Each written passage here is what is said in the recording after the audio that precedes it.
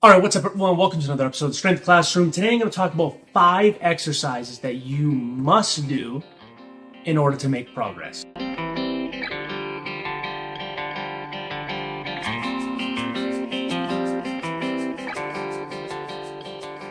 Today I'm diving into a topic that's definitely going to be a little bit polarizing.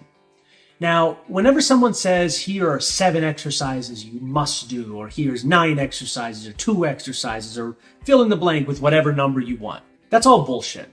So there's no exercise that you have to do. It all depends on personal goals. So many people say you have to squat, or if you're not deadlifting, what's the point of working out? So it's everywhere in the fitness world. People say, oh, if you're not bench pressing, how are you going to grow your chest? There's no such thing as a mandatory exercise, and that's just the God honest truth.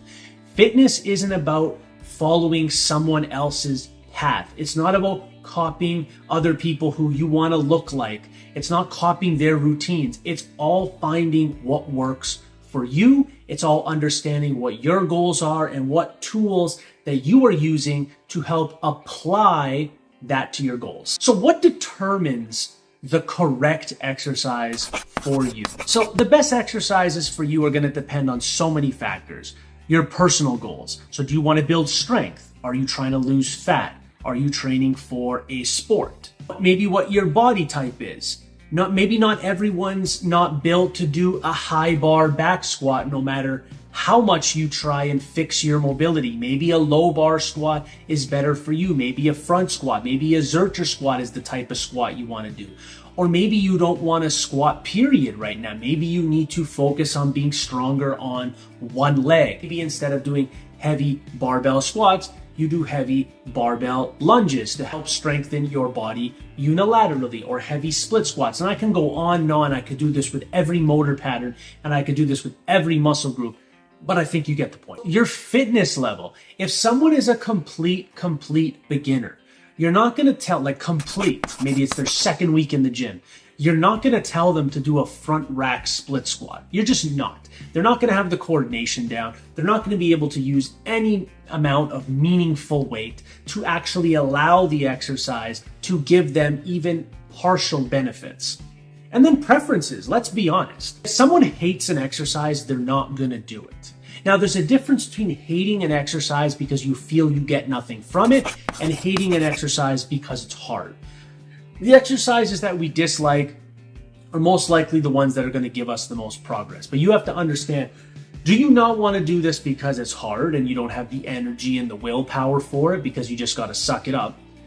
Or do you just not like it because you feel like you're just doing it to do it? And I feel that way with many exercises that are popular. And I feel like everyone has their own little group of exercise where it feels like they're the only one that dislikes it and everyone else does. I'm going to go into the 5 exercises that you hear all the time that you need to do. And the problem that I have when people say you need to do an exercise, to me, I feel most people are going to misinterpret that as these exercises have to be in your routine year round and they can never leave. They have to be staples in your routine, and that is incorrect.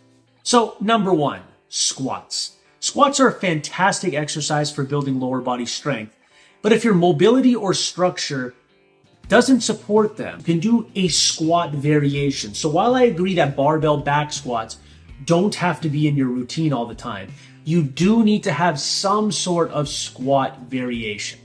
That's where I'll draw the line.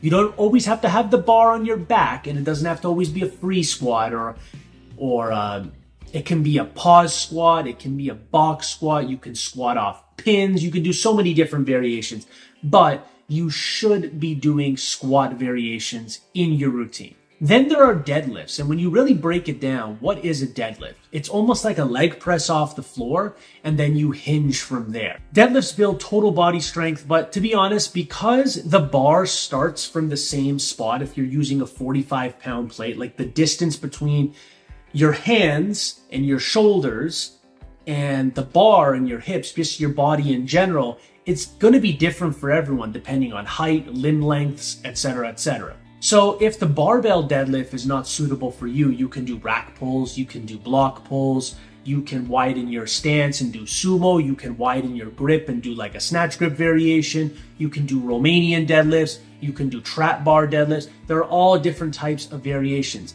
But a deadlift, just like a squat, and all those squat variations are considered, well, squats, a deadlift is essentially a hip hinge variation. So as long as you're doing some form of heavy hip hinging, you'll be fine. It doesn't have to be a deadlift right off the floor. Then there's bench presses.